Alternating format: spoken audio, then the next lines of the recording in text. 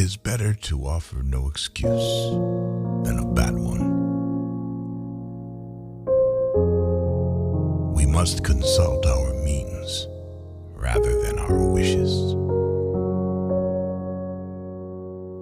Worry is the interest paid by those who borrow trouble.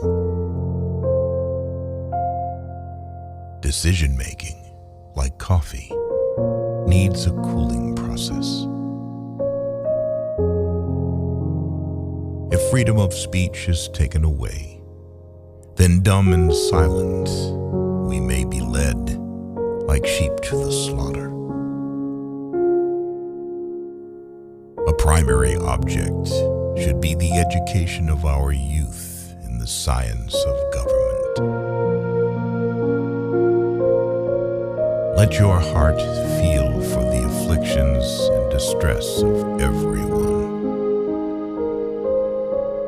Be not glad at the misfortune of another, though he may be your enemy. Strive not with your superiors in argument, but always submit your judgment to others with modesty. Real men despise battle, but will never run from it. Individuals entering into society must give up a share of liberty to preserve the rest. 99% of failures are the ones who make excuses. A bad war is fought with a good mind. There is nothing so likely to produce peace as to be well prepared to meet the enemy. Be courteous to all, but intimate with few, and let those few be well tried before you give them your confidence. True friendship is a plant of slow growth and must undergo and withstand the shocks of adversity before it is entitled to appellation. It is better to be alone than in bad company. Human happiness and moral duty are inseparably connected. To persevere in one's duty and to be silent is the best answer to calumny. There is nothing which can better deserve our patronage than the promotion of science and literature. Knowledge is in every country the surest basis of public happiness. To be prepared for war is one of the most effectual means of preserving peace. Guard against the impostures of pretended patriotism. Labor to keep alive in your breast that little spark of celestial fire called conscience. Perseverance and spirit have done wonders in all ages. It is best to be silent, for there is nothing more certain than that it is at all times more easy to make enemies than friends. Associate yourself with men of good quality. If you esteem your own reputation, for 'tis better to be alone than in bad company. Let us therefore animate and encourage each other, and show the whole world that a free man, contending for liberty on his own ground, is superior to any slavish mercenary on earth. A sensible woman can never be happy with a fool.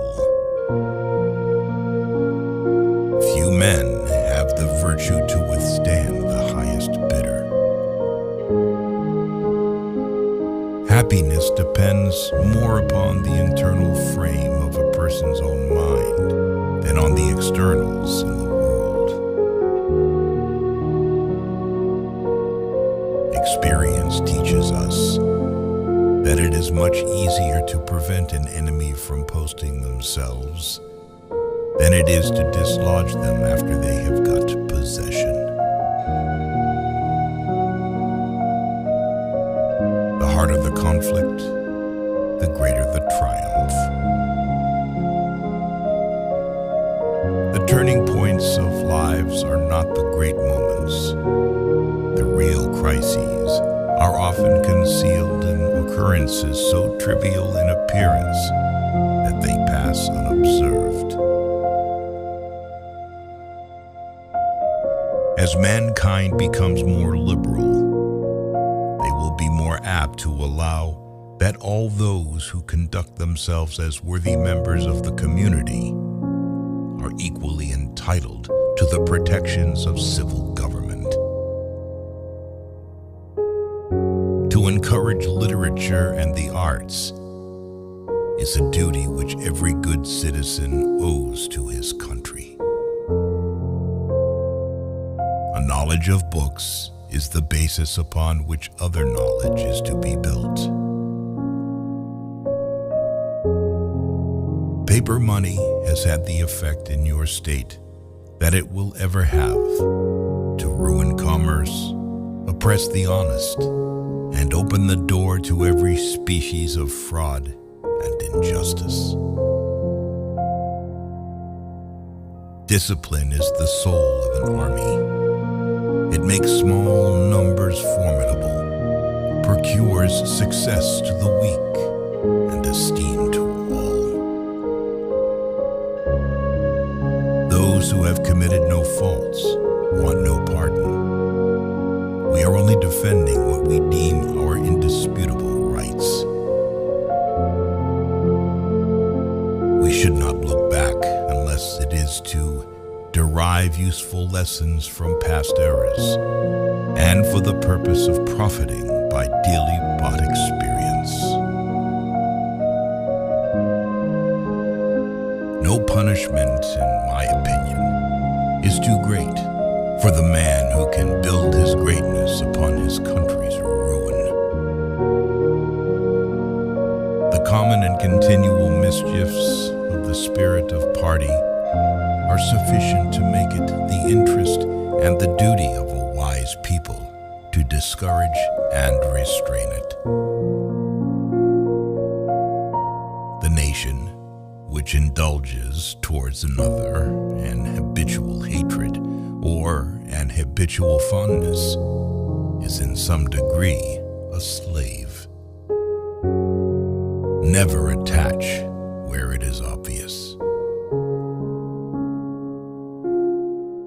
The great rule of conduct for us in regard to foreign nations is, in extending our commercial relations, to have with them as little political connection as possible. Government is not reason. It is not eloquence. It is a force, and force, like fire, is a dangerous servant and a fearful master. In a good family, the husband is blind and the wife is deaf. If to please the people, we offer what we ourselves disapprove of, how can we afterwards defend our work?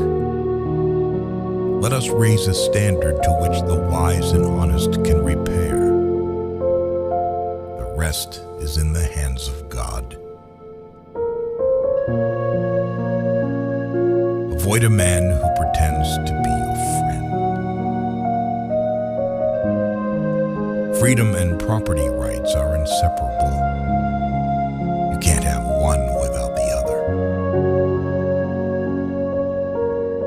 Nothing is more essential than that permanent, inveterate antipathies against particular nations and passionate attachments for others should be excluded. It is substantially true that virtue or morality is a necessary spring of popular government. The rule, indeed, extends with more or less force to every species of free government.